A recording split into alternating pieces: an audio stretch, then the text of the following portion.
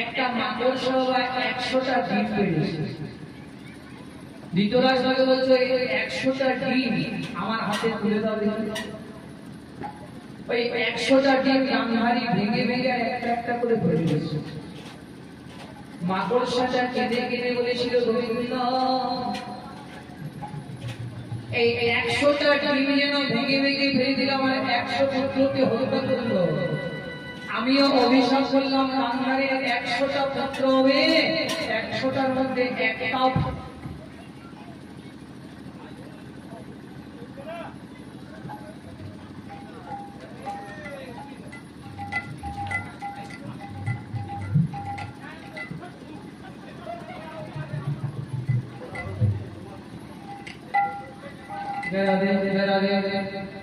তো ভক্তিমতী মায়েরা গৌর ভক্তমন্ডলী পাপ ছাড়ে না, পাপ গো।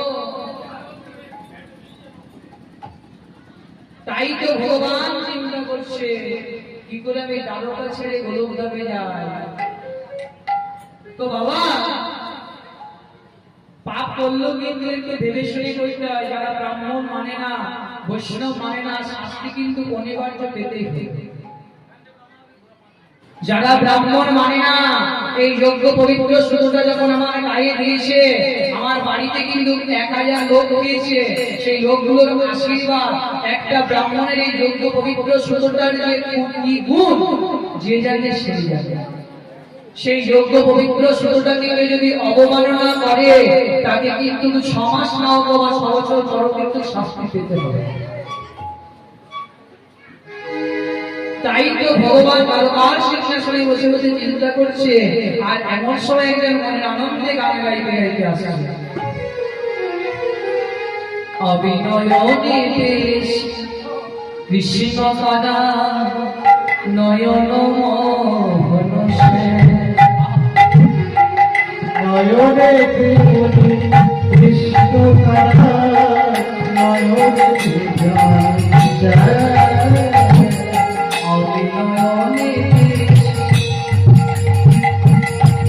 কৃষ্ণ তারা নয়ন কৃষ্ণ তারা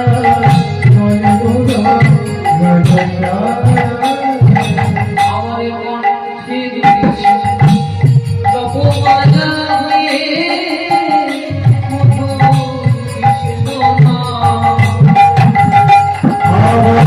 কণ্ঠে তপমালা হয়ে জপমালা হয়ে কতই না কৃষ্ণ আমার কণ্ঠে জপমালা হয়ে কতই না কৃষ্ণ আমার কণ্ঠে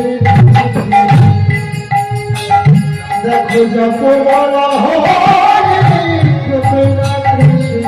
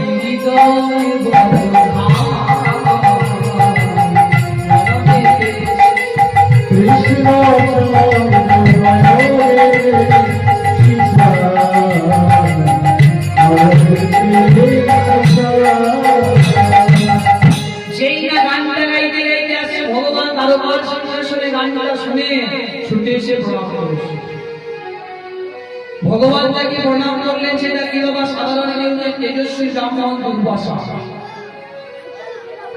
গুরুদেব মনে করে আপনি আমার পাদে কৃষ্ণ কালকে ছিল একাদশীর উপবাস, আজ দ্বাদশীর পালন, তুমি আমাকে কিছু সেবা দাও। গুরুদেব যে সেবা করবেন, কৃষ্ণ তুমি আমাকে পরমান্ন রন্ধন করে দাও। গুরুদেব আপনি আমার বলে সেবা করবেন, এটা আমার অপভাগ্য। ভিতরে আসো। ভিতরে নিয়ে গেছে, ভিতরে নিয়ে গিয়ে বাবা চিনি দুধ চাল এনে নামিয়ে দিয়েছে। গুরুদেব আপনাকে তো আপনি রান্না করে দিতে পারবো না, আপনি রান্না করে সেবা করুন। দুর্বাসনে পায়েসটাকে রান্না করে আর মনে মনে চিন্তা করছে, কৃষ্ণকে তো সবাই বলে ভগবান, সে নাকি দ্বারকাপতি। আর একবার পরীক্ষা করবো কৃষ্ণ কেমন ভগবান।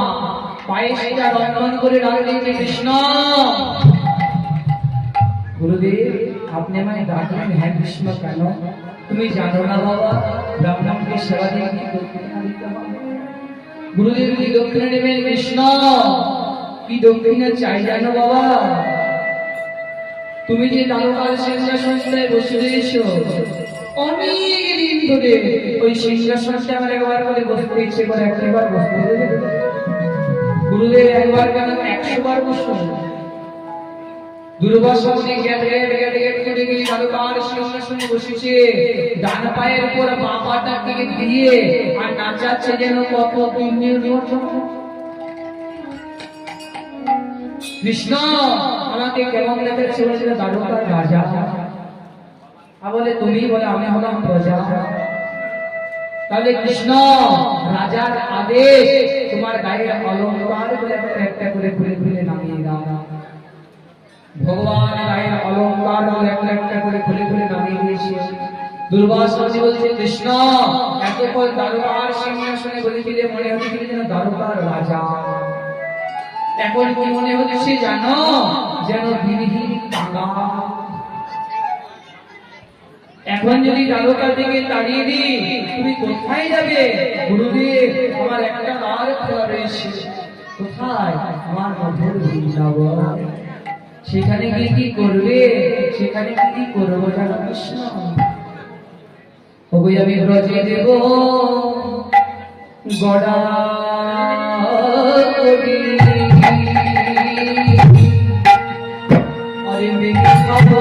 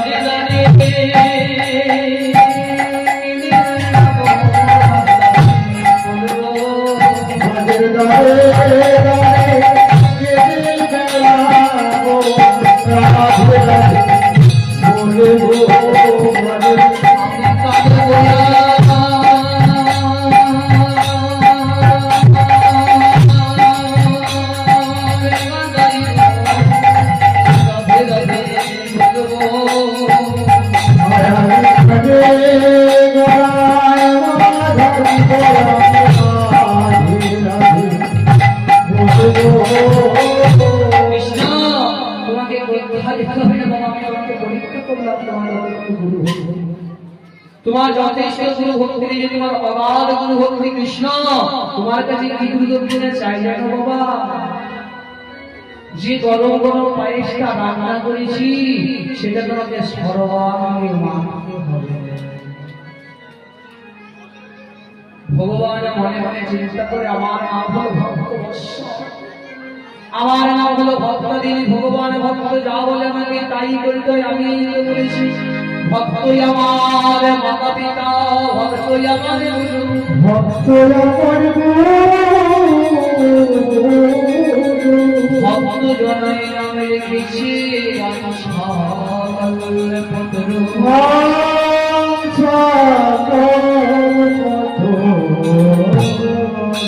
ভক্তই আমার মাতা পিতা, আপনারাই হলেন ভগবানের মাতা পিতা গো। ভক্তই আমার গুরু, আপনারাই ভগবানের গুরু, ভক্ত জনাই নামে রেখেছে বাঞ্ছা কল্পতরু, আপনারাই ভগবানের নাম রেখেছে বাঞ্ছা কল্পতরু। তো মা গো, যেই না বলেছে দুর্বাসা মুনি তাড়াতাড়ি পায়েসটা দিয়েছে বাড়িয়ে, ভগবান পায়েসটা সর্বাঙ্গে মাখছে।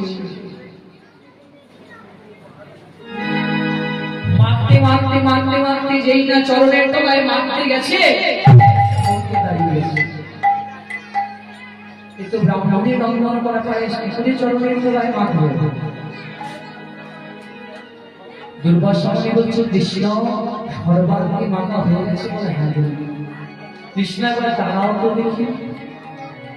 ভগবান যেখানে দাঁড়িয়েছে বলে ওইভাবে নয়, বৃন্দাবনে যেভাবে দাঁড়িয়েছিল বাঁকা হয়ে অধরে দড়িটাকে দাঁড়াও দেখি।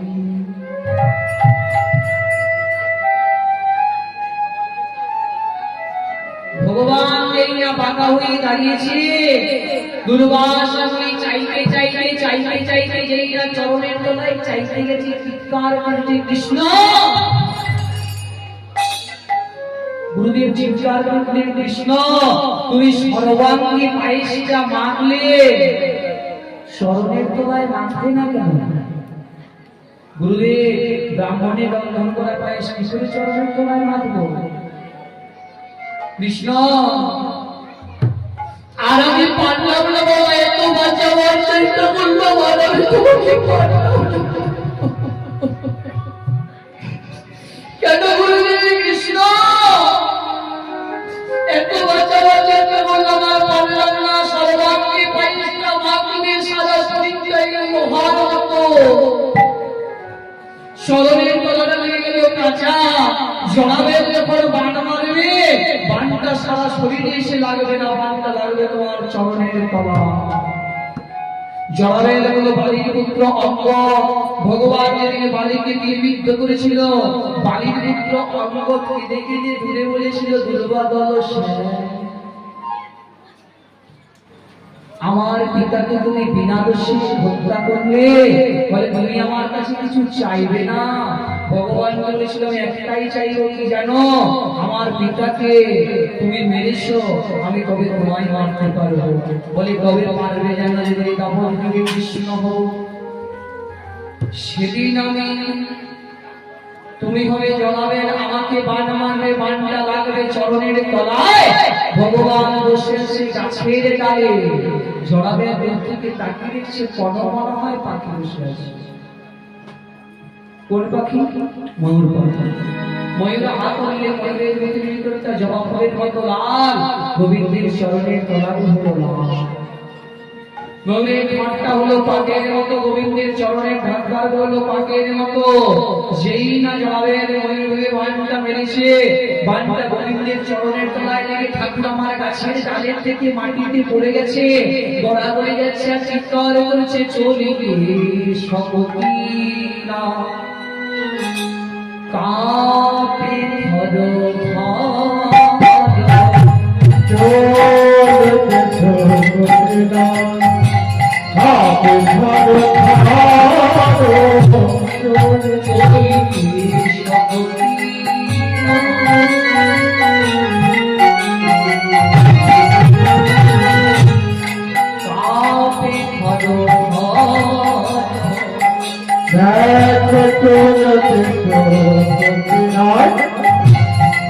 ভালো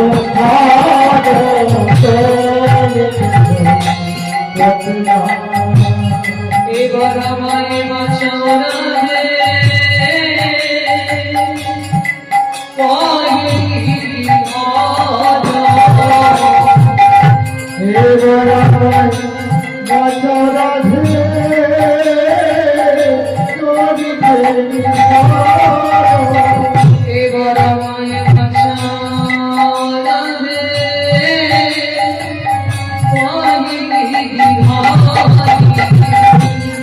এবার আমায় বাঁচাও রাধে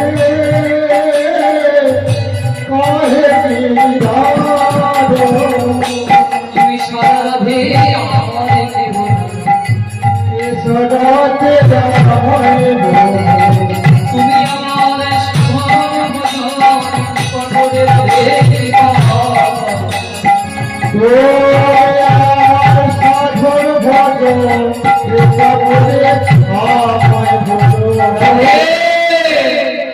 যেই না গোবিন্দ চিৎকার করে রাধারানীকে ডেকেছে, রাধারানী ছুটে এসে গোবিন্দকে জড়িয়ে ধরেছে।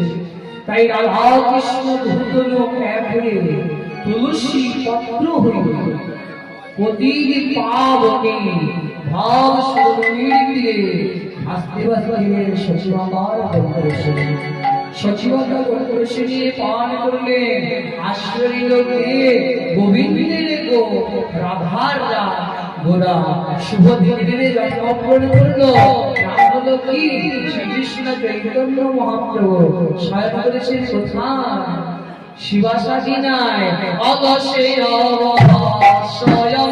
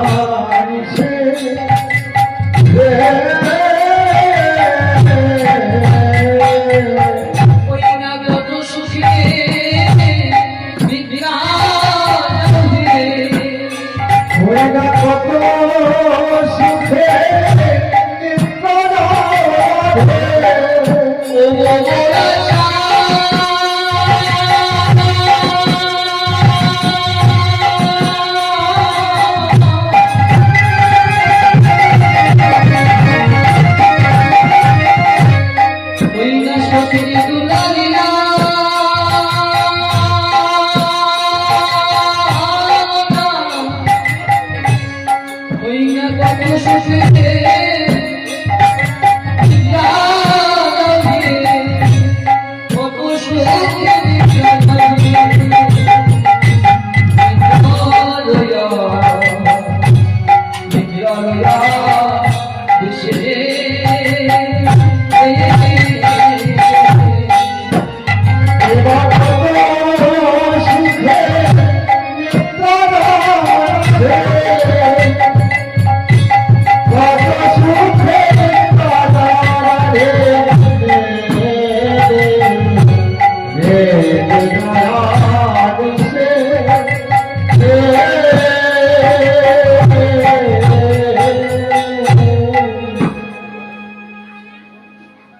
ভক্তিমতী মায়েরা গৌর ভক্তমণ্ডলী, আপনারা যে জ্যৈষ্ঠ মাসের পক্ষতে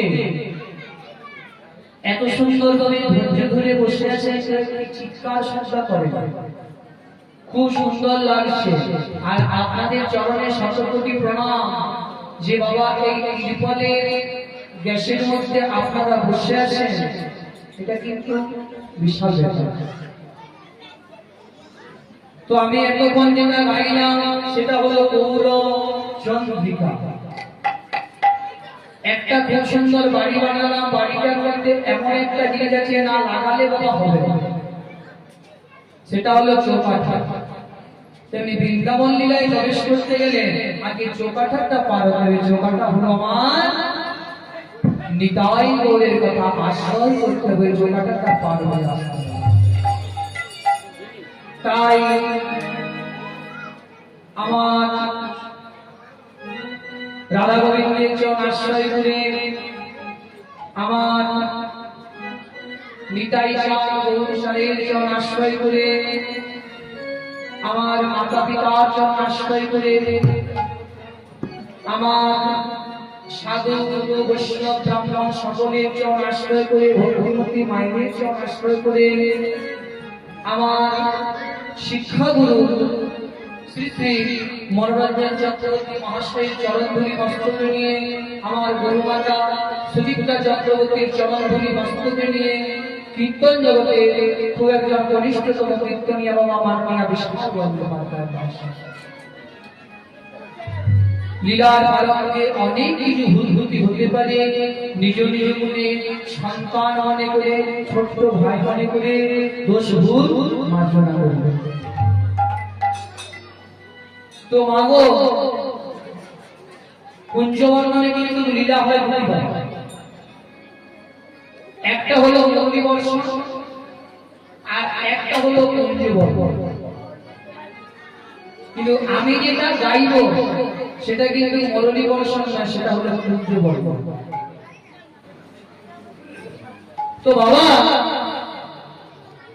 বৃন্দাবনে যেতে গেলে কি বলতে হয় গো? রাধে রাধে। ওই হাতগুলো তুলে দেখি রাধা রানী কি বাবা রে, মাগো হাতগুলো তুলে দেখি কৃষ্ণ কানাইয়া কি। আমি জয় বলতে বলেছি, আমি বললাম রাধা ছেলে না মেয়ে? গোবিন্দ ছেলে না মেয়ে? গোবিন্দ ছেলে নয়, রাধারানী মেয়ে নয়।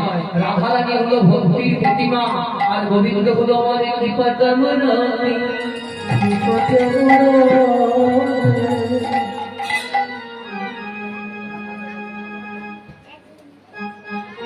মাগো, তাহলে বৃন্দাবনে রাধা রাধা রাধে রাধে করতে হয় নাকি? একটা ভজন গাইব নাকি? রাধার রাজা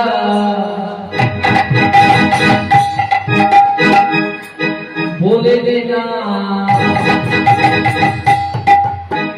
কোথায় বৃন্দাবন,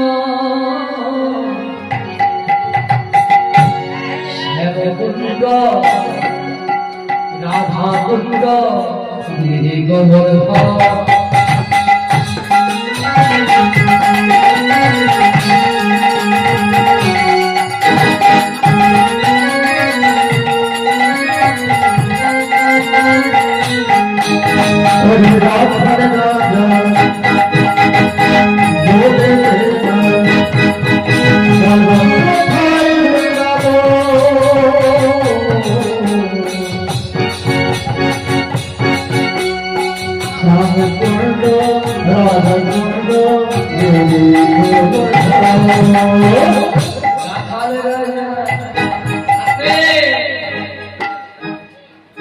তালে তালে হাতগুলো তালি দেন দেখি। আগেই না সবাই দেবে, সবাই দিলে গানটা গাইবো না, আমি অবশ্যই গানটা গাইবো। বাজাও সবাই দেখি আমাদের শ্রীকল বাদকের সঙ্গে বাজাবে রাধার রাজা বলে না কোথায়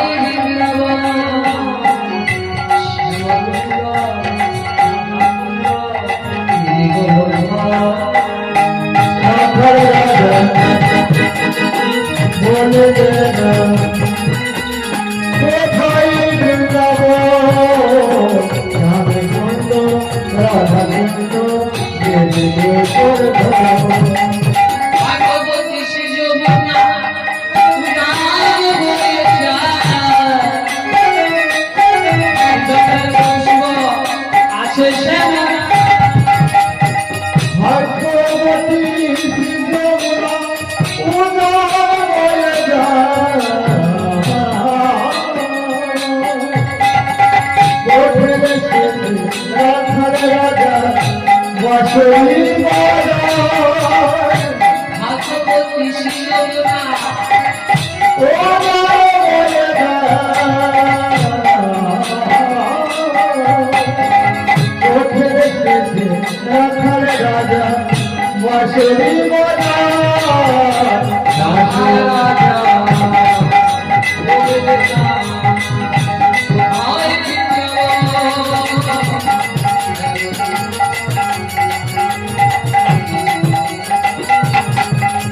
কোথায় রাধার রাজা বলে দেনা কোথায় বৃন্দাবন রাধে কুন্দ রাধা কুন্দ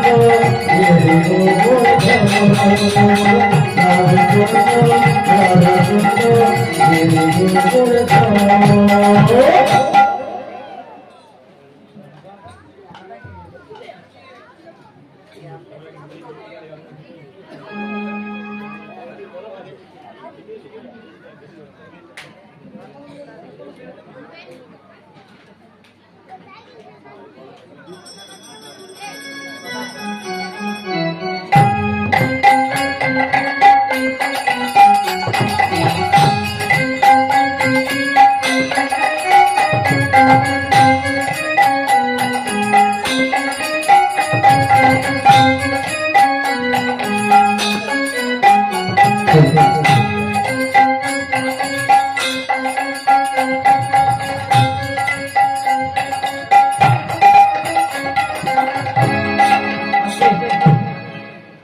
রাধে রাধে ওই তাহলে বৃন্দাবনে ঢুকে গেলাম এবার বলুন রাধে রাধে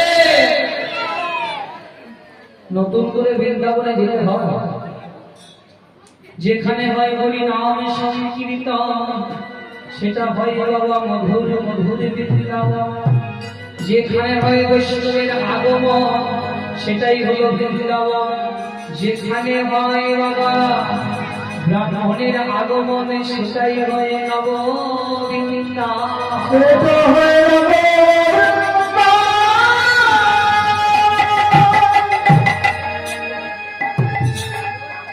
মধুর শ্রী বৃন্দাবনে রাধা মাধবয়মা সেই সারারাত্রি রাশির নিশি জাগরণে করে নৃত্য করে কঠোর পরিশ্রম করে ঘুমিয়ে গেছে বাবা 16 প্রহরে হরিনাম সংকীর্তন হয়েছে সেই হরিনামে বেশি জাগরণ করে নৃত্য করে আজ আমার রাধা রানী লতা পাতার মন্দিরে আমার রাধা গোবিন্দ ঘুরিয়ে আছে তাদেরকে বনকর্তা বৈষ্ণব কবি পদে পদে আহা দাসে জাগরণে নিকুঞ্জ ভবে এলয়ে অবসরে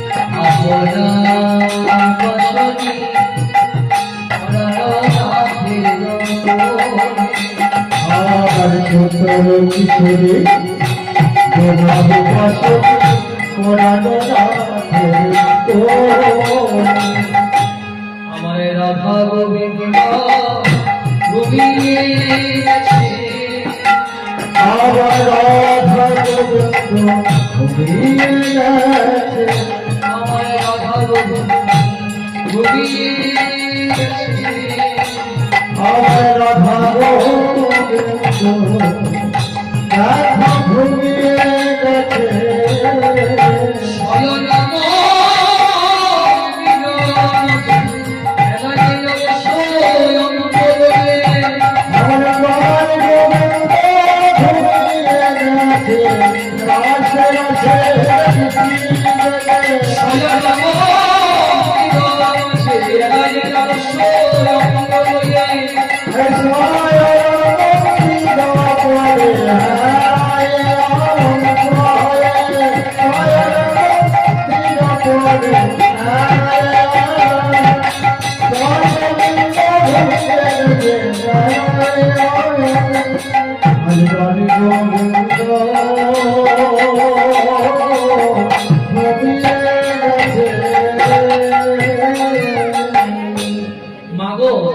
এই পদগুলো যেগুলো গাইছি, এই পদগুলো সাধারণত একটু সব বৈষ্ণব পদ, এগুলো সব বৈষ্ণব পদ বলি। বাবা, আমার যে পরিবারটা রয়েছে, আমার যে খানদানটা রয়েছে, সবাই কিন্তু আমাদের গান বাজনা, আমাদের পূর্বপুরুষ থেকে করে আসছে গান বাজনা। তাহলে এই বৈষ্ণব পদাবলীতে যতই বড় ক্লাসিক্যাল মাস্টার হোক না কেন, বেটা আমাদের কাছে ডরে হবে না। কেন জানেন? এগুলো ক্লাসিক্যালের নয় বাবা। আর ক্লাসিক্যাল করে বই পড়তে পারবে, আর নাহলে ক্লাসিক্যালের বাবা আমাদের কাছে এসে ওই ক্লাসিক্যালের পদগুলো ঘুরিয়ে কাটবে। তাহলে যে কীর্তনিয়াই হোক, সবার ক্ষেত্রে তো মাগো পদকর্তা বৈষ্ণবী সর্বাঙ্গে কলম নিলে রাস জাগরণে নিকুঞ্জ ভবনে একাই অবশ্য রাস জাগরণে রয়াকার দত্তস্ব রাস, মাঝের আকারটা কেটে দিলে হয়ে যায় রস। রাস জাগরণে নয়, রস জাগরণে। রস জাগরণে নিকুঞ্জ ভবনে নিকুঞ্জ, নিকুঞ্জ কথার অর্থ হলো নিষ্কাম কুঞ্জ, যে কুঞ্জে কোনো কামনা বাসনা নেই। যেদিন রামচন্দ্র সীতাভরা হয়ে বনবাসে গেছে, ভাইরে জল পিপাসা পেয়েছে বলে ঝর্ণার জল বইয়ে আসছে, জল খাবে চলো। যেই না বলেছে বাবা, দুই হাতে করে জল খেতে যাচ্ছে, বলছে দাদা ধনুকটা দাদা। যেই না ধনুকটা কেটেছে, দুই হাতে করে জল খেয়েছে, ভাই চলো দাদা ধনুকটা তোলো। যেই না রামচন্দ্র ধনুকটা তুলতে গেছে, দেখছে ধনুকের ডগাটা লাল হয়ে গেছে। রামচন্দ্র জিজ্ঞাসা করছে, ভাই ধনুকের টাকাটা লাল বলো কি? বলে তুই ভগবান তুই জানিস। রামচন্দ্র তাকাইয়ে রেখে যেখানে ধনুকটা কেটেছিল সেটা হলো একটা গর্ত, আর গর্তে ছিল একটা ব্যাগ। রামচন্দ্র ব্যাগটাকে আঘাত করেছে, তাড়াতাড়ি ব্যাগটাকে হাতে নিয়ে বলছে, রে ভেবে রে, তোকে কি আমি মারলাম বললি না কেন? রঘুনাথ আমি আছি বেদনা, সবে যখন তোকে আঘাত করে তোরা কত চিৎকার করিস, আমি মারলাম বললি না কেন? গোকুলায় আমি আছি বেদনা। ভেগে বলল গো রঘুনাথ, সবে যখন আঘাত করে তখন আমি তোমায় ডাকি, সবে যখন দর্শন করে তখন আমি তোমায় ডাকি, আবার তুমি যখন নিজেই মানছ এখন মধুবনে দয়া আমি ডাকব কারে। তুমি বলো বলো দয়া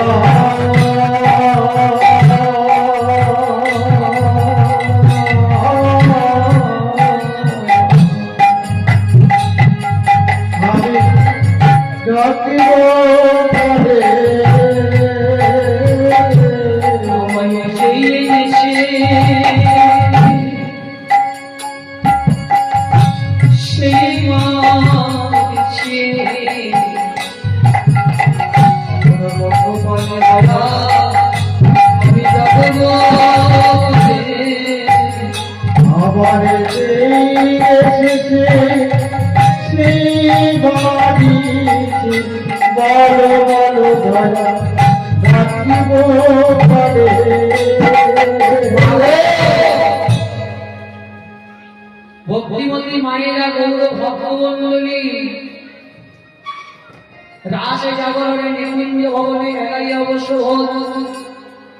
নিকুঞ্জ মানে হলো নিষ্কাম কুঞ্জ, যে কুঞ্জে কোনো কামনা বাসনা নেই, যে কুঞ্জে কোনো কামনা বাসনা নেই। আমাদের কুঞ্জটাকে যদি ভালো করা যায়, যদি কামনা বাসনা না থাকে, রাধা গোবিন্দ আমাদের এই কুঞ্জেই স্বয়ং করে। রাস জাগরণে নিকুঞ্জ ভবনে একাই অবশ্য হল। সুতল কিশোরী সুতল, সুতল কথার অর্থটা হলো সুন্দর তল। যে তলায় গেলে জীবায় গেলে লক্ষণ করতে পারবে না, যে তলায় গেলে কৃষ্ণ প্রাপ্তি হবে, সেটা হলো আমার রাধা গোবিন্দের চরণ তল। তো মাগো,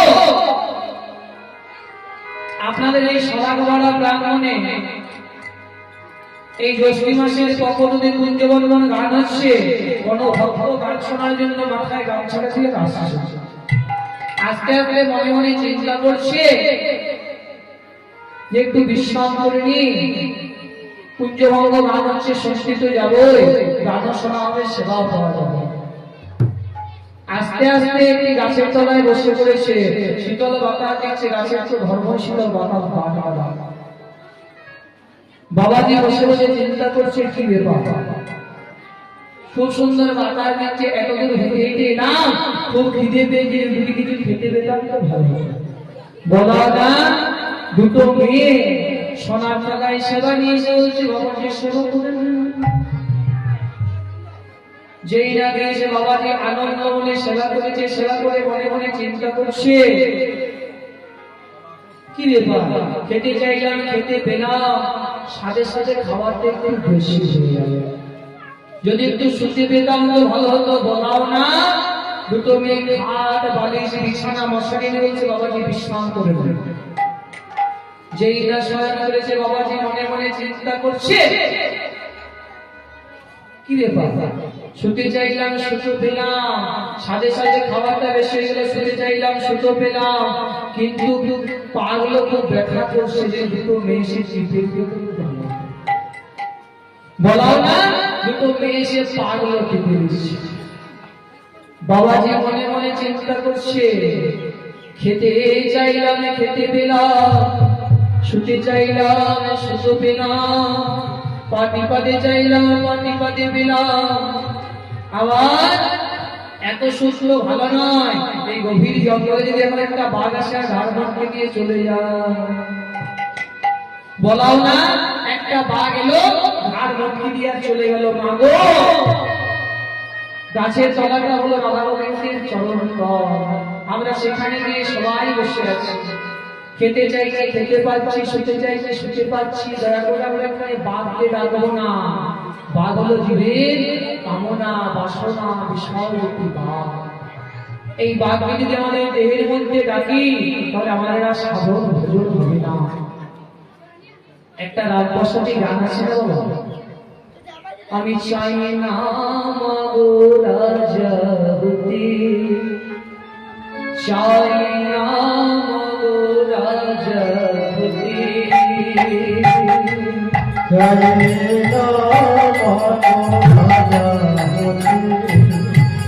গজবার সদনায় মাগো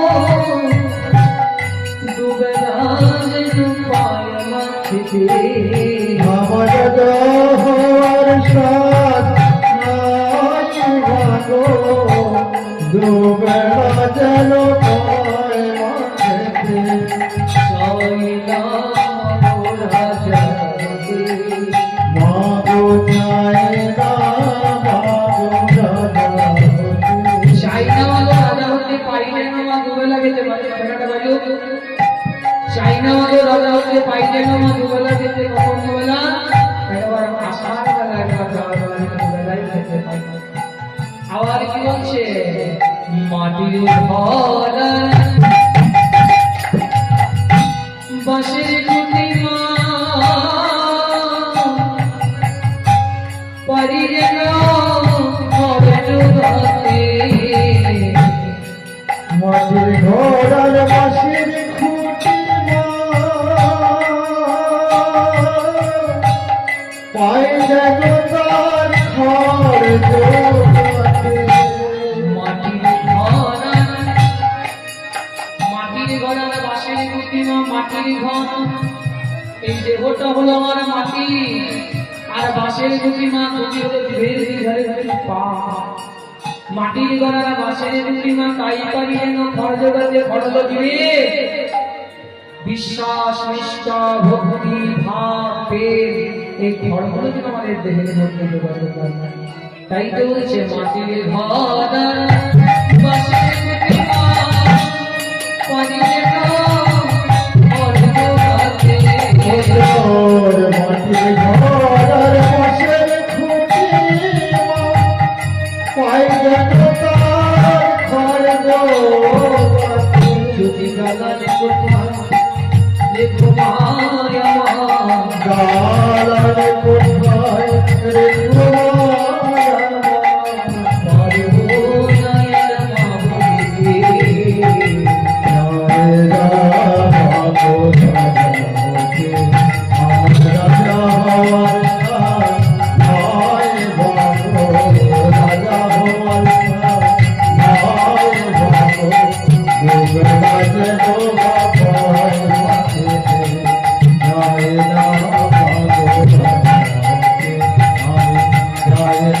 মাহবুবে, যদি দালাল কোথায় লেখো আমায় পারবো না আর মা বলিতে। যারা জ্ঞানে হরিনাম করে না, যারা সাধনা করে না ভজনা করে না, তাদের সঙ্গ যদি আমায় করে দাও আমারও আর মা বলা হবে না। তাই কি বলছে, মাটির ঘর আর বাঁশের খুঁটি মা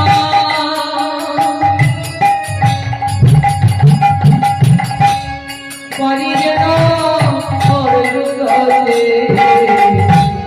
মাটির ঘোড়ার বাঁশের খুঁটি বাবা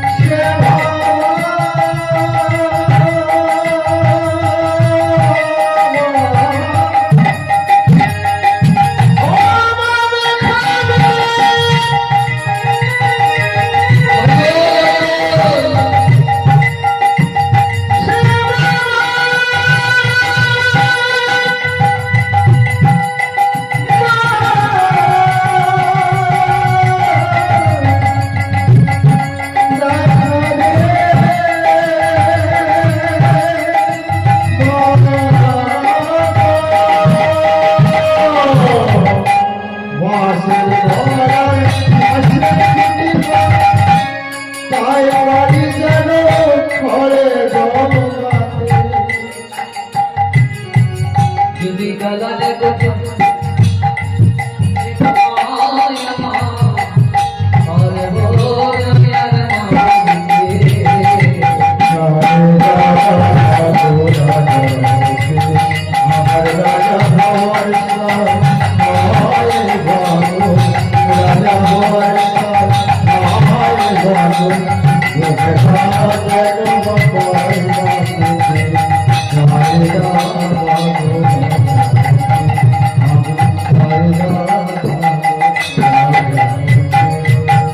সংসারে ধর্ম মনে ধর্ম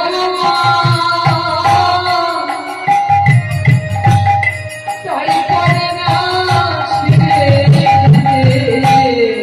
সংসার ধর্ম বড় হয় তাই পড়ে না ছেড়ে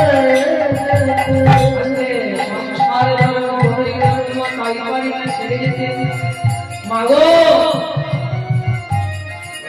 মহাভারতে প্রমাণ করেছে সংসারে থেকে ভগবানকে পাওয়া যায় না সংসারে থেকে ভগবানকে পাওয়া যায় না মহাভারতে পাণ্ডু যেদিন স্বর্গের দেবতাগণকে আরাধনা করে ডাকলেন স্বর্গের দেবতাগণ বলেছিলেন বাবা ধর্মরাজ বলে পাণ্ডু তোর স্বর্গে বাস হবে না তুই সংসার ধর্ম করিস সেদিন পাণ্ডু মন্ত্রীকে বলেছিল কুন্তি তুমি কুমারী অবস্থায় যে মন্ত্রটা দুটো বাচ্চার কাছে পেয়ে সেই মন্ত্রটা প্রয়োগ করো কুন্তি সেই মন্ত্রটা প্রয়োগ করে ডাকলেন ধর্মকে ধর্ম এসে দান করলেন যুধিষ্ঠিরকে যুধিষ্ঠির ডাকলেন পবনকে পবন দান করলেন ভীমকে ভীম ডাকলেন ইন্দ্রকে ইন্দ্র দান করলেন বাবা অশ্বিনী কুমারকে অশ্বিনী কুমার দান করলেন নকুল সহদেবকে তবে পাণ্ডব রয়েছে স্বর্গে বাস আবার সংসারে থেকে ভগবানকে পাওয়া যায় না প্রমাণ করেছে মার্কণ্ড মুনি পুত্র বা কন্যা কেউ ছিল না ভোলানাথের কাছে কেঁদে কেঁদে বলছে বাবা তুমি আমায় একটি পুত্র বা কন্যা দাও তাহলে আমি অবর্তমানে তোমার সেবা কে করবো বলে আমি তোকে একটি পুত্র দিব পুত্রের পরমা হবে 16 বছর 16 বছর হলে বিলীন হবে নেওয়ার গল্প তোমাকে দাও তো ভোলানাথের আশীর্বাদে একটা পুত্র হলো তার নাম হলো নীলকণ্ঠ বাবা বাবা আর ভোলানাথ ছাড়া কেউ জানে না একদিন মার্গণ্ড একাধারে বসে কাঁদছে নীলকণ্ঠ দেওয়ালের আড়ালে দাঁড়িয়ে দাঁড়িয়ে দেখছে পিতা কাঁদছে তার স্ত্রী বলছে ও কেড়েছে কাঁদছো কেন স্ত্রীকে সব কথা খুলে বললেন বাবা সব কথা খুলে বললেন মার্গণ্ডের কাছে নীলকণ্ঠ এসে বলছে পিতা এমন বর কার কাছে চেয়েছিলে বলে ভোলানাথের কাছে পেল না পিতা জঙ্গলে বসে বলবো আমি বলবো মহেশ্বর বলবো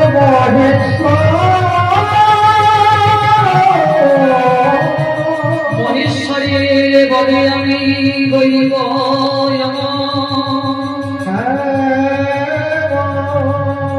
জঙ্গলে বসে নীলকণ্ঠ চতুর্দিকে শিবলিঙ্গ নিয়ে শিবের ধ্যানে করছে মৃত্যু প্রায় আয়ত্ত এমন সময় জব এসে দাঁড়িয়েছে নীলকণ্ঠ তোর বড়বাবু শেষ হয়ে গেছে তোকে আমি দিতে এসেছি যেই না বলেছে বলে যদি তোমার ক্ষমতা থাকে আমাকে এখান থেকে নিয়ে চলো জব তখন মৃত্যু দোলা নীলকণ্ঠের দিকে ছুড়ে ফেলে দিল মৃত্যু দোলা ভোলানাথের গলাতে লাগিল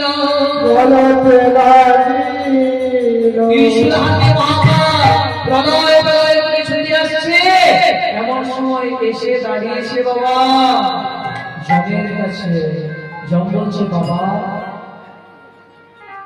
বলে তুমি এখানে বলে মেঘকে নিতে এসেছি তার পরমাও শেষ হয়ে গেছে পরমাও ছিল 16 বছর তাকে নিতে এসেছি বলে কে পাঠিয়েছে বলে বিধাতা কই দেখি কাগজ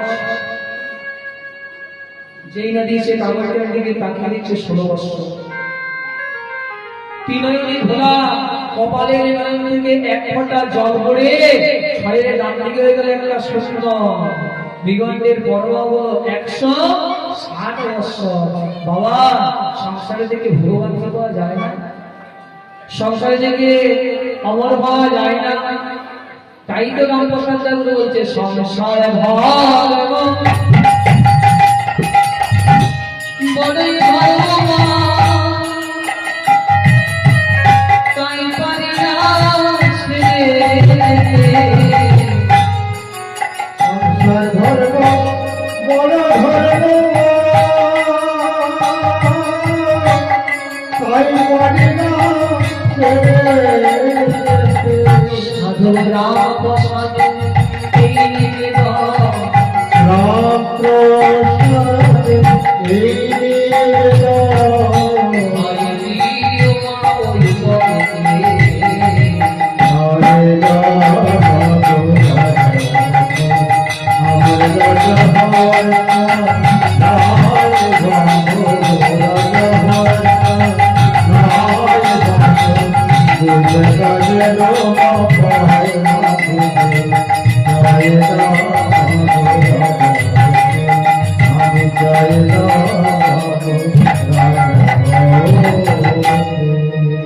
বাবা তাহলে নিঃসন্দেহে শয়ন করেছে কে সুতরাং কৃষ্ণবীর আপনা পাশবি পরাণ বধুয়া বলে অনেক দেখা হয়ে গেল এখন আমার রাধা গোবিন্দের ঘুম ভাঙলো না তাই জেগে গেছে কে প্রধান সখী ললিতা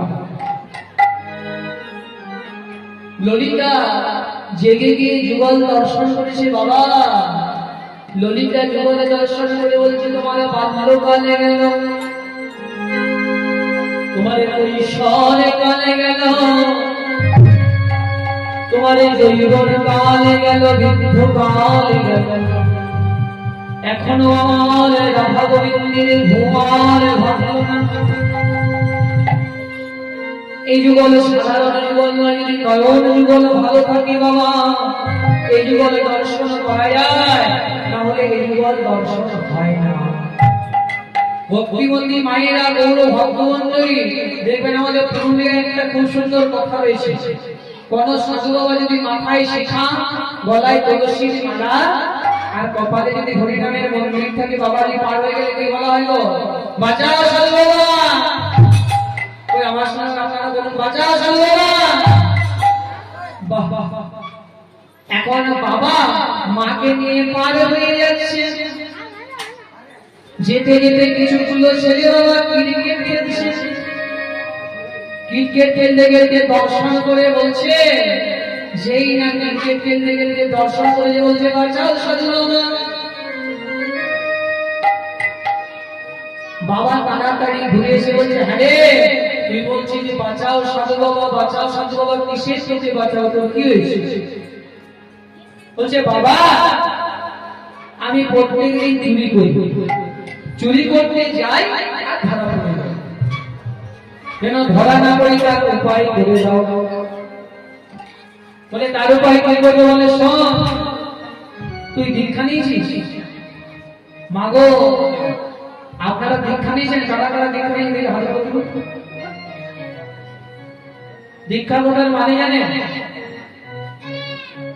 দিয়ে খা আগে গুরুকে দে তারপর খা ভগবান বসে আছে মনের আনন্দে একজন গান গাইতে গাইতে যাচ্ছে আমি আমার একটা বিধি দিলাম দোতারি শোনো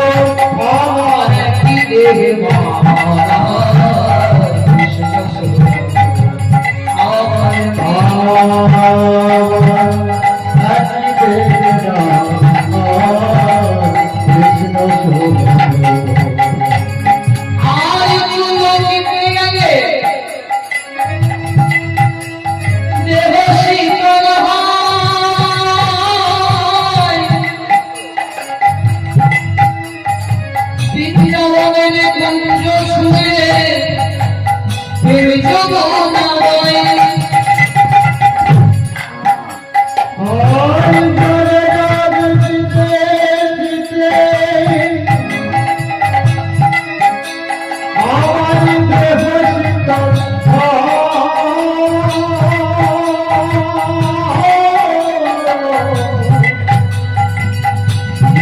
বৃন্দাবনের কুঞ্জ ছুঁয়ে প্রেম যমুনা ওরে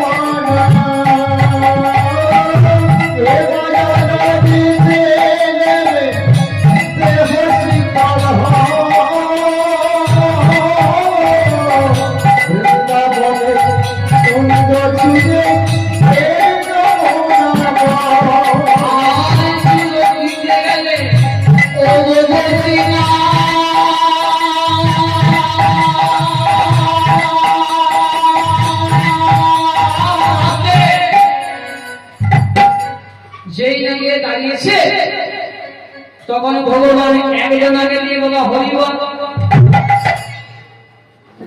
মাটিটা নিঃশ্বাস ফেলে দিচ্ছে। নারদ বলছে প্রভু প্রণাম। যেই না নারদ ভগবানের চরণগুলো ছুঁতে গেছে ভগবান বলে প্রভু চরণগুলো সরিয়ে দেব। নারদ তুমি দীক্ষা নিয়েছো? বলে দীক্ষা? বলে হ্যাঁ, দীক্ষা না নিলে আমাকে চরণগুলো ছুঁয়ে প্রণাম করতে পারবে না। নারদ তুমি আমার চরণ ছুবে না যতক্ষণ না দীক্ষা নেবে। শোনো শোনো ওগো স্বর্ণমুখে যান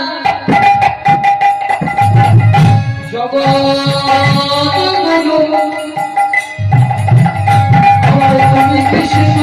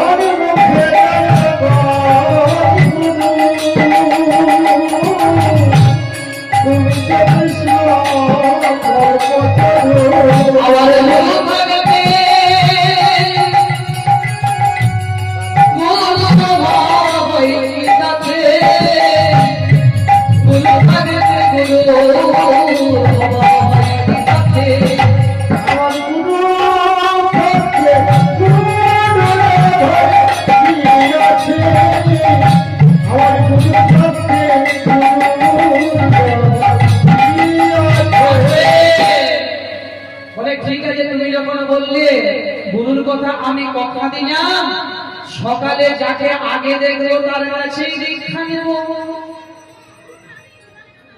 এখন রাহুল চলে গেছে আর সকালে একজনে কিছুগুলো সুর নিয়ে আর চলে যাচ্ছে। সেটা কে জানে? সেটা কালু চন্ডা। কালু চন্ডাকে দর্শন করে নারদ দাঁড়িয়ে কালুকে একবার দেখেছে সারাদিন আরেকবার দেখেছে কালা তাকিয়ে দেখছে বাবা একজন যাচ্ছে তাড়াতাড়ি ঘুরে এসে বলছে নারদ তুমি আমাকে ডাকলে কেন? বলে তুই আমাকে দীক্ষা দে। বলে কি বলছো? আপনি এই জগতের গুরু এর কথাটা ওকে ওর কথাটা ওকে আপনাকে আবার কি দীক্ষা দেবে? বলে তুই কে না? যেই না নারদ মুনি দীক্ষা নিয়েছে কালু চন্দ্রাল হয়ে গেল গুরু। ভগবান আনন্দ মনে বসে আছে আর আমার নারদ গান গাইতে গাইতে যাচ্ছে কৃষ্ণ কেশব কৃষ্ণ কেশব কৃষ্ণ কেশব রাধা রাম রাধা কৃষ্ণ কেশব কৃষ্ণ কেশব রাধা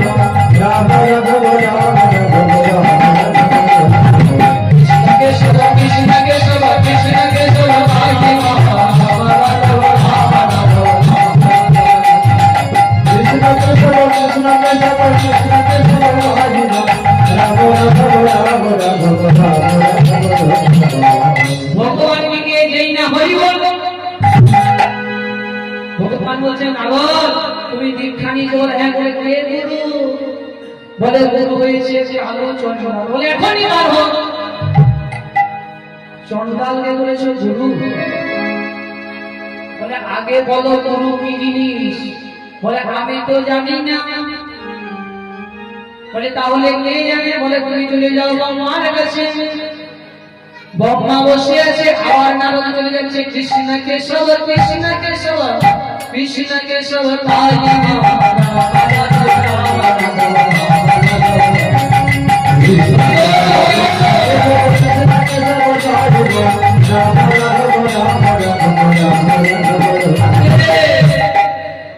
যেই না ব্রহ্মাকে গিয়ে প্রণাম করেছে ব্রহ্মা বলছে কি ব্যাপার নারদ সকাল সকাল তুমি কোন খবর নিয়ে এলে বুঝি বলে না না আমি জিজ্ঞাসা করছি গুরু কি জিনিস বলে তুমি দীক্ষা নিতে বলে কার কাছে বলে কালুচন্দ্রা বলে এখনই বড় বলে কে জানবে গুরু কি জিনিস বলে চলে যাও ভোলানাথের কাছে আর এমন সময় ভোলানাথ আমাদের কৈলাসপতি ভোলানাথ হাড়ের মালা জপ করছে সবাইটা দর্শন করে মনে হয় ও গোলারে কৈলাস শেখর অতি মনোহর বসিয়া রয়েছেন ভোলা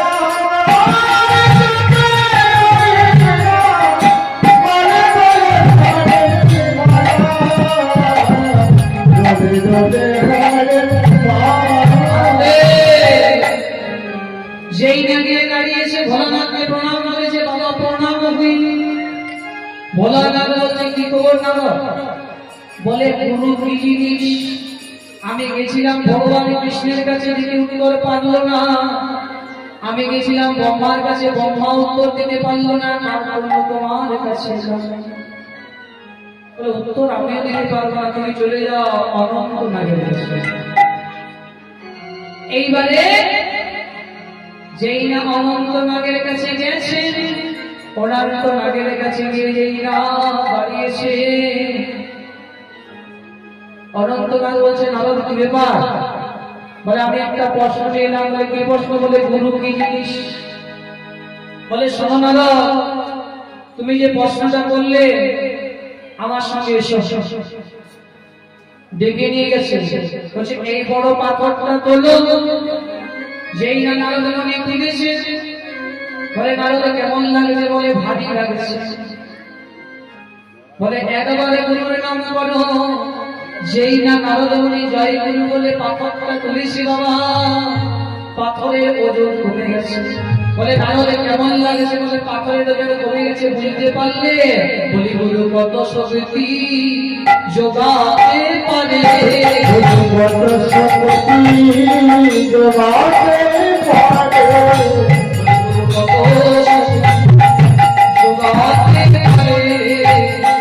গুরু কত শক্তি যোগাতে পারে কত শক্তি যোগাতে পারে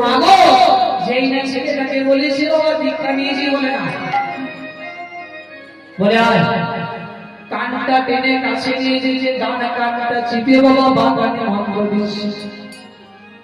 হ্যাঁ গো, গুরু মন্ত্র দেয় বাঁ কানে আর ডান কানে মন্ত্র দেয় আমার মহাগুরু। রাত 12টার পরে তোমার বাবাকে খেতে দিও না, আমার বাবা এলে হরি।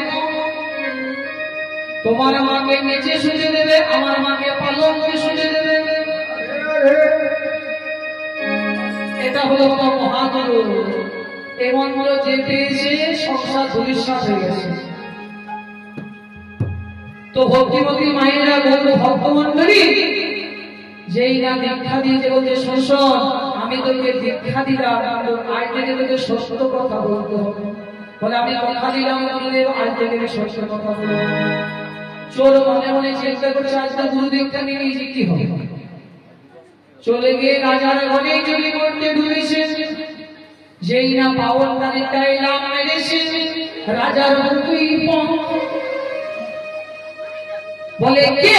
বলে আমি চোর। বলে আমিও চোর। বলে তুই চোর? বলে আমিও চোর। বলে শোন, চলে চলে বাস করবো ভাই,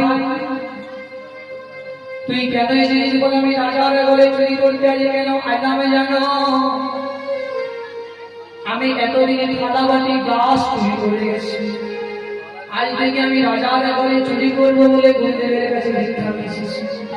বলে এই নে লকারের চাবিটা, লকারটা খুলে দেখে তিনটা মানিকে জল জল করছে। তাড়াতাড়ি বাবা চোর লকারটা খুলে তিনটা মানিকে জল জল করছে। চোর দুটো মানিকে নিয়েছে, একটা মানিকে রেখে দিয়েছে। একটা মানিকে রেখে দিয়ে যেই না রাজা মশাইয়ের হাতে এসে চাবিটা নিয়েছে। চোর যেই না এসে শয়ন করেছে, এমন সময় রাজার প্রহরীরা এসে বলছে চোর। বলে কেন? বলে তোকে রাজা মশাই ডেকেছে। চোর বলছে গেলাম।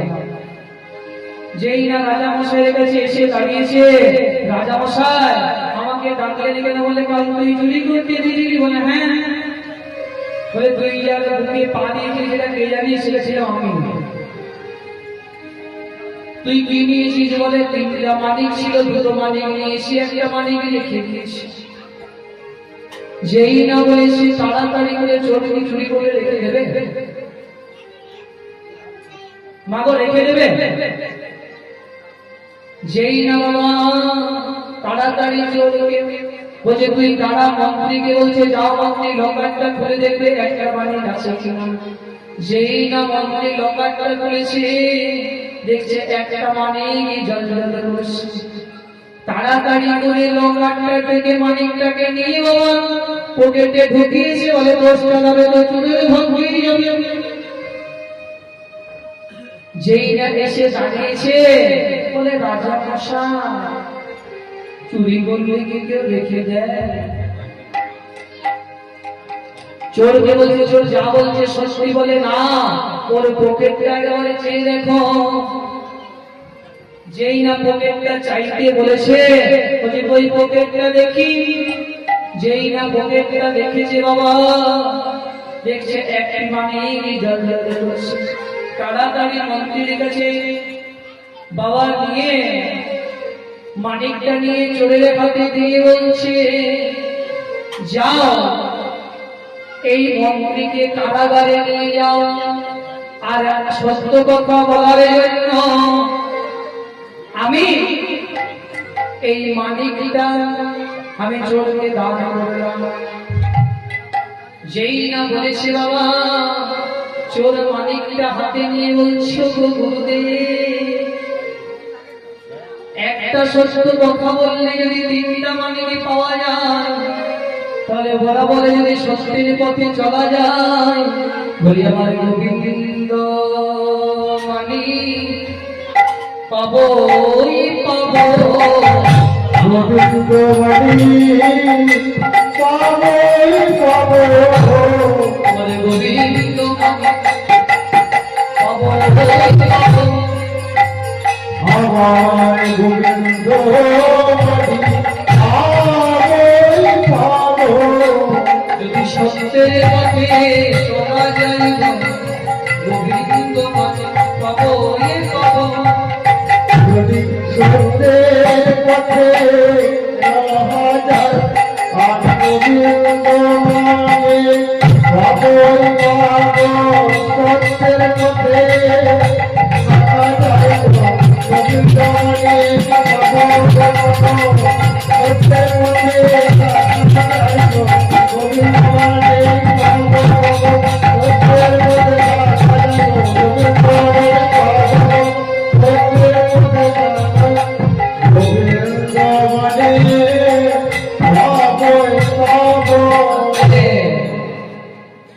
তাহলে বাবা এই যুগলে সাধারণ যুগলে নয়, ললিতা যুগলে দর্শন করে বিশাখাকে ডাকছে, ও বিশাখা, আরে ও বিশাখা, হ্যালো দেখা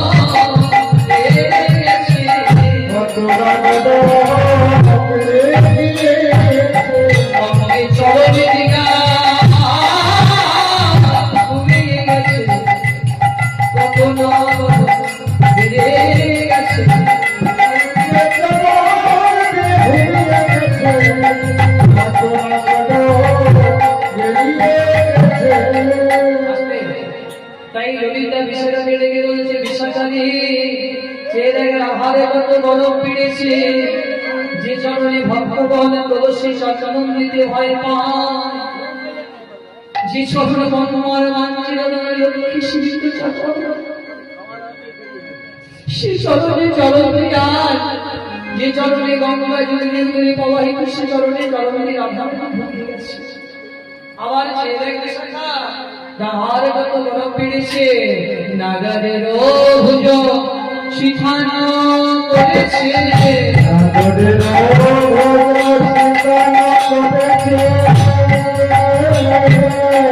নাগারের ভুজ শিখান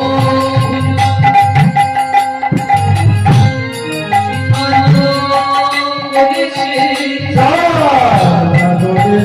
ভুজ শিখান করেছে, দর্শন উষা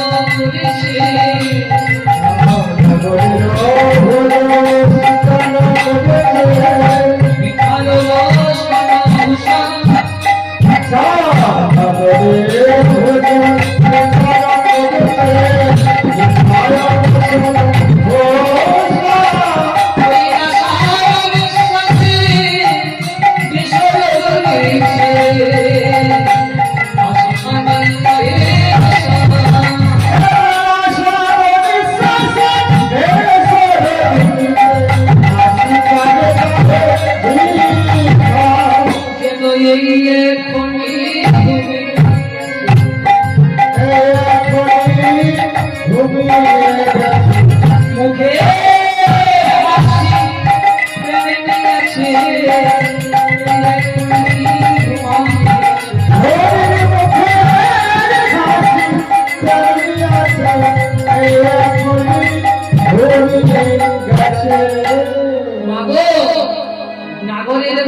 সেখানে করেছে ভুলমানে বাবু গোবিন্দের বাবু তোরানি সেখানে করেছে নাগরের বাবু সেখানে করেছে বিখ্যাত বসন গোবিন্দকে পেলে কি কারো বসন গায়ে থাকে গো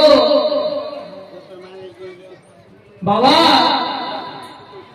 আপনারা তো রাজগানে শুনেছেন ভগবান বংশীধ্বনি করলেন ভজে ভজাঙ্গনা গায়ে বসন আছে কিনা তারা হবে দেখেন তারা শুনতে আসছে মাগো নাগরের বুঝো সুখান করেছে বিখ্যাত বসন উষা নাসার বিশ্বাসের এসে ধরেছে হাসি হাসি কাহিনী এসে রাধারানী ভগবান নিঃশ্বাস দিচ্ছে ভগবান আমাকে বেশস্তা করছে ভক্তিমতী মায়েরা গৌর ভক্তমণ্ডলী তাই ললিতা বিশাখাকে বলছে বিশাখা চেয়ে দেখে রাধার কত গরব বেড়েছে রাধার গরব কে বাড়ালো বলি রাধার গরব ওই বাড়ালো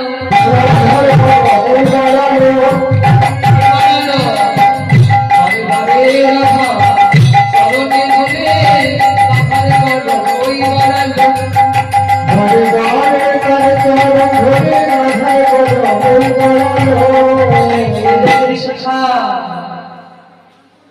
ওই দশ দিশ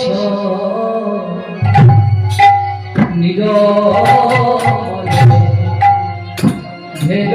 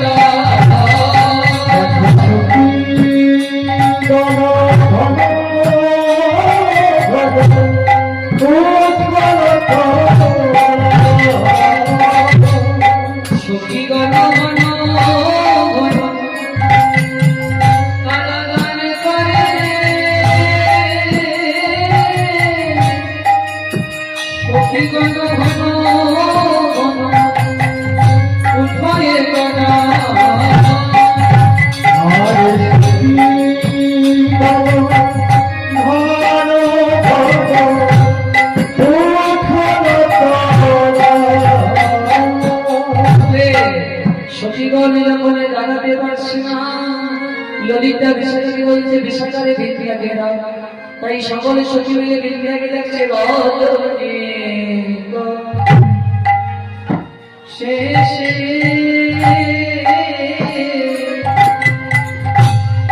জাগি সখী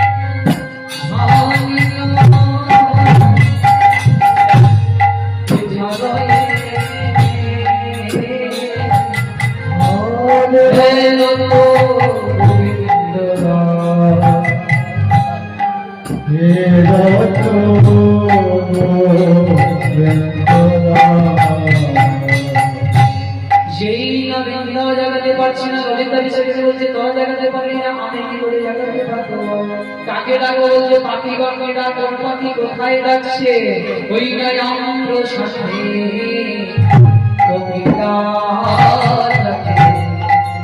কলম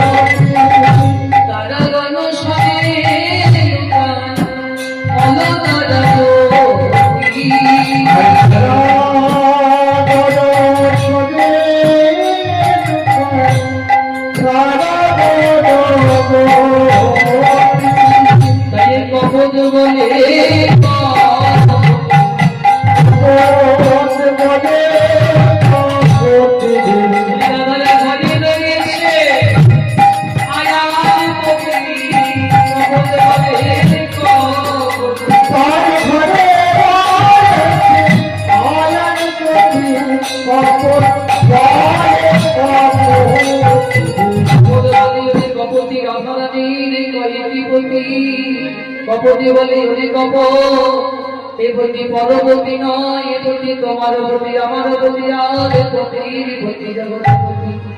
বলি আমি ছাড়া যদি তোমার প্রতি নয়, তুমি হলে অসতী। কপত বলে হরি কপতি, আমি ছাড়া যদি তোমার প্রতি নয়, তুমি হলে অসতী। তখন কপতি বলে হরি কপ, নিচে ব্যাগ করে বাজ পথে, নিচে ব্যাগ আমাদেরকে শিকারে করার জন্য দাঁড়িয়ে আছে, ওপরে বাজপতি খাওয়ার জন্য দাঁড়িয়ে আসে। তাহলে তুমি আমাকে এদের হাত থেকে বাঁচাও। কপল যখন কিছুতেই পারছে না, কপতি বলছে ওরে কপ, এবারে আমার পরবর্তীকে ডাকো। হে নন্দের নন্দন কৃষ্ণ গোবিন্দ, হে রামগদ জয় শ্রী মাধব। হে নন্দন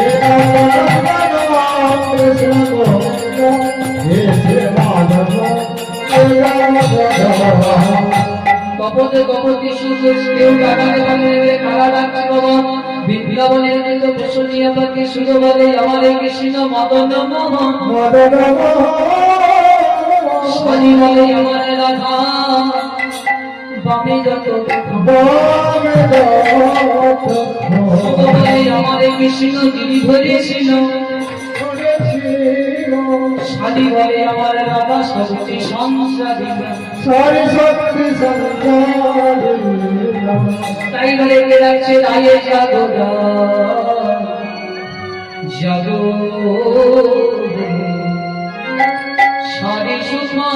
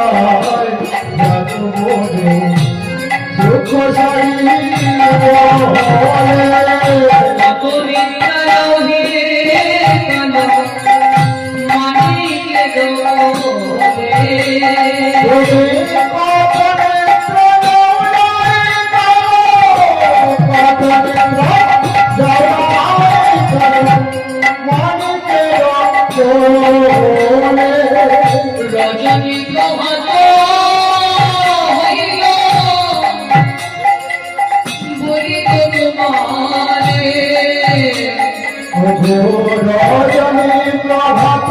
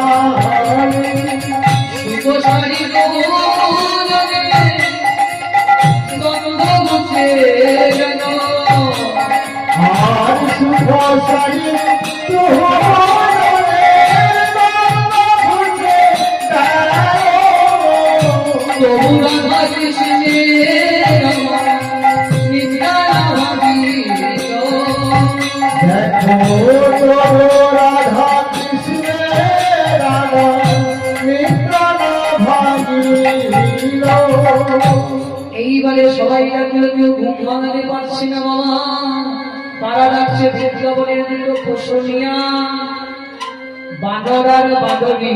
বলছে যতক্ষণ না যোগমায়া মতে ততক্ষণ না আমরা জাগাতে পারবো না।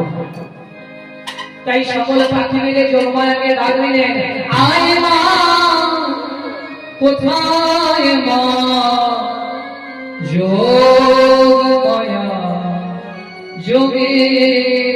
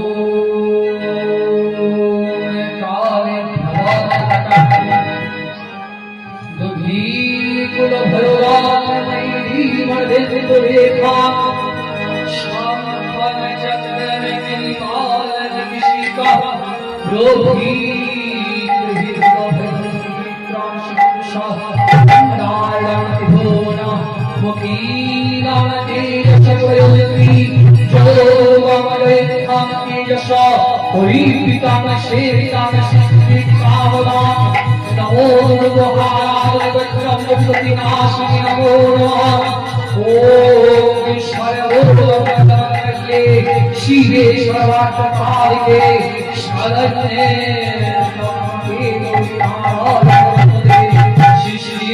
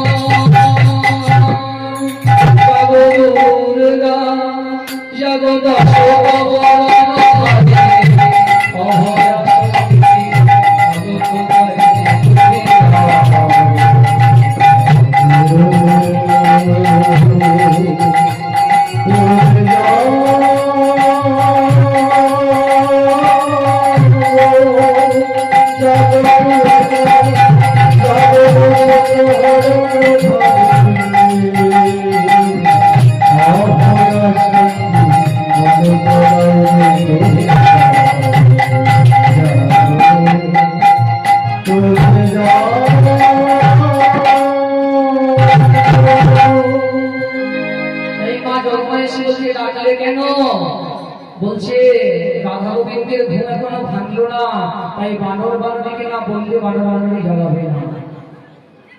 তাই বৃন্দাবনের বানর বানরীকে মা যোগমায়া বলছে তোমরা জাগাও। বৃন্দাবনের বানর বানরী কথা বলতে জানে না। ভক্তিমতী মায়েরা গো ভক্তমণ্ডলী কেন লঙ্কা রাজা রাবণের অভিশাপ। রাবণ কখন অভিশাপ নিয়েছিল? যেদিন মাগো ভক্তিমতী মায়েরা গৌর ভক্তমণ্ডলী যেদিন সীতাহারা হয়ে গেছে, সেদিন বিভীষণকে বলছে, বিভীষণ আমি সীতাকে কি করে উদ্ধার করবো বলো? বলে সীতাকে যদি উদ্ধার করতে হয় তবে অকাল বোধন দুর্গা পূজা করতে হবে। বলে আমি যে অকাল বোধন দুর্গা পূজা করবো, এই দুর্গা পূজার পুরোহিত কে হবে? তুমি জানো না আমার দাদার মতো ব্রাহ্মণ এই বিশ্ব ব্রহ্মাণ্ডে নেই। বলে তোমার দাদা কার কথা বলছে? রাবণের কথা, যে আমার সীতাকে চুরি করে নিয়ে গেছে, যার জন্য সেতু বন্ধন। তোরে ঠাকুর তুমি আমার দাদার বাইরেটাই দেখলে ভিতরটা দেখলে না, যাও বিভীষণ তুমি তোমার দাদাকে দেখে নিয়ে এসো।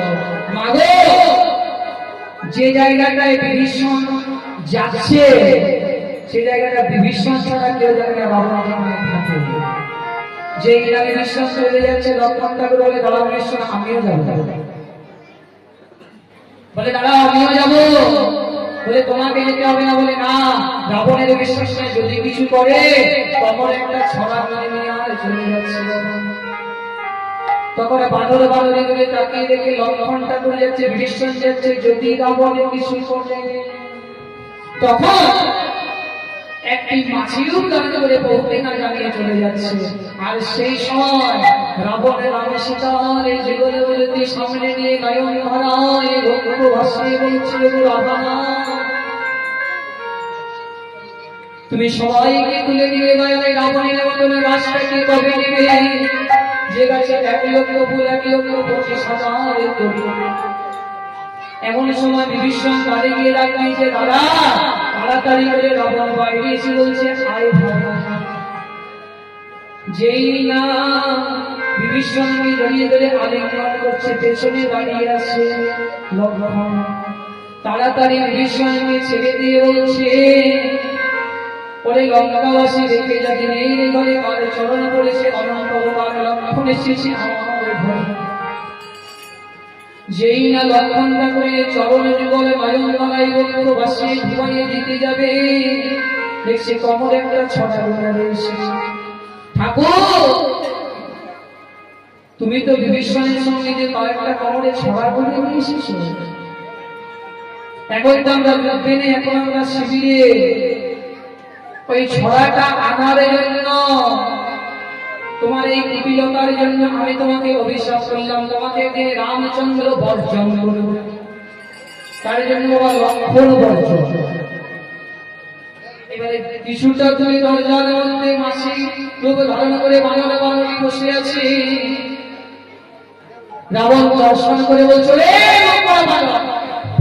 তোরা কি মনে করি আমি তোদিকে চিনতে পারবো না? তোরাও প্রভুর ভক্ত, আমিও প্রভুর ভক্ত, দুজনাই গেলাম প্রভুর ভক্ত। তাহলে আমার কাছে আসার জন্য আমি অভিশাপ করলাম, যে মন্দির কথা বলে সে মন্দির আজকেকার কথা বলতে পারবে না। তাই বানর বানরে কথা বলতে পারছে না, তারা এডাল ডাল করছে। এমন সময় মহাস করে একটা ডাল ভেঙে আর নিকুঞ্জ মন্দির উপরেই পড়ে গেছে। আরে বাদরিক না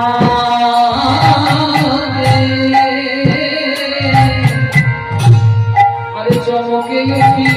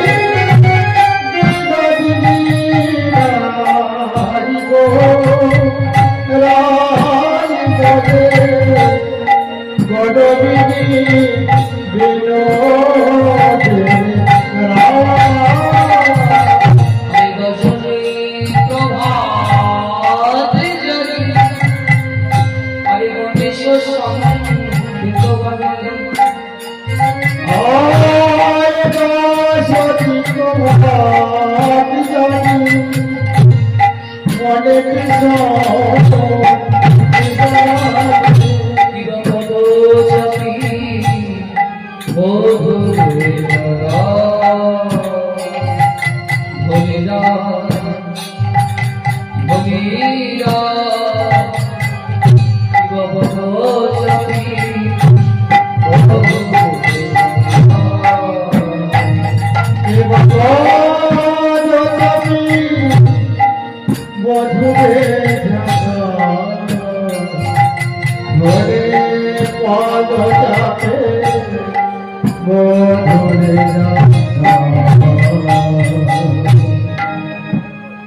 চরণ ধরে জাগাতে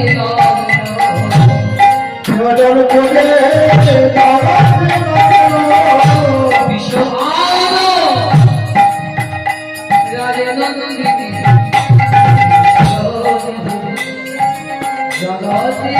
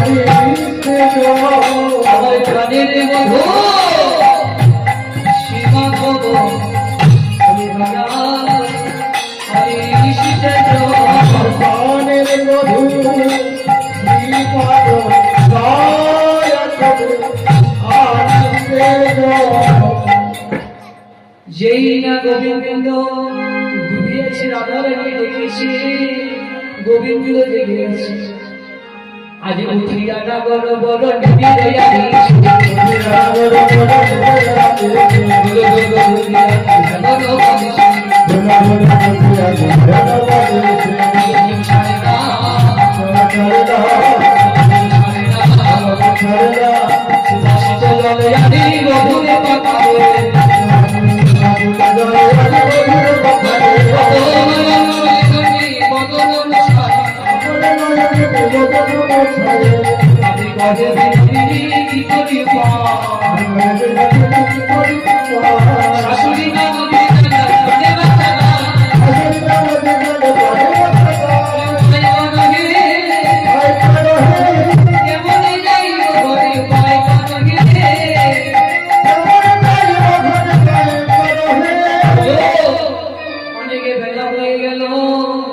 ঘরে রয়েছে শাশুড়ি ননদি বিবাদে নেই কেমন করে ভেবে যাবো বলো পরাণে বধূ বলো কি হইল পরাণ বধূ বলো কি হইল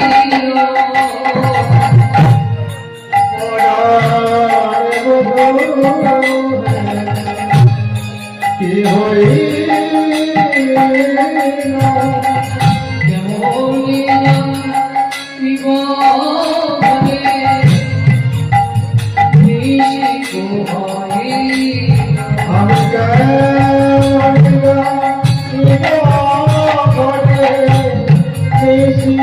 হয়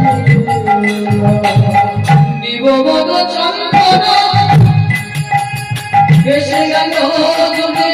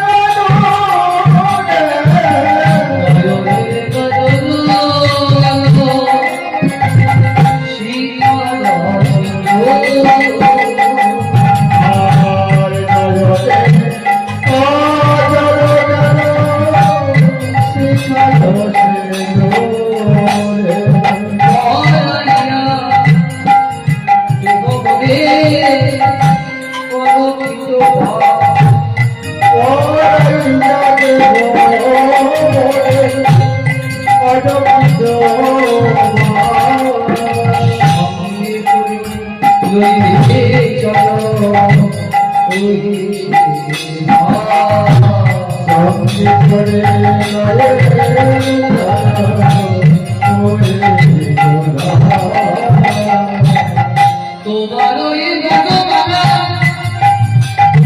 কৌল গজে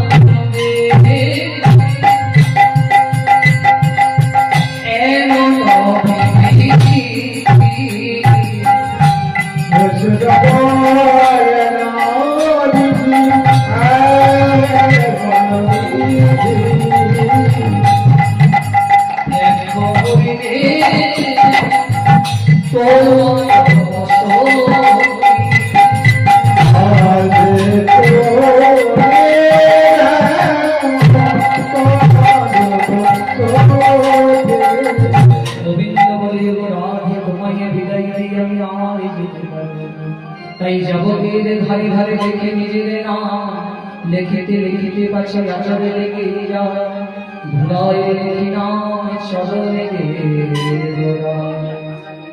এইবারে রাধারানী কি করছে বাবু বসা দিয়া হলি বধুয়া লিখিল বাবু বসা দিয়া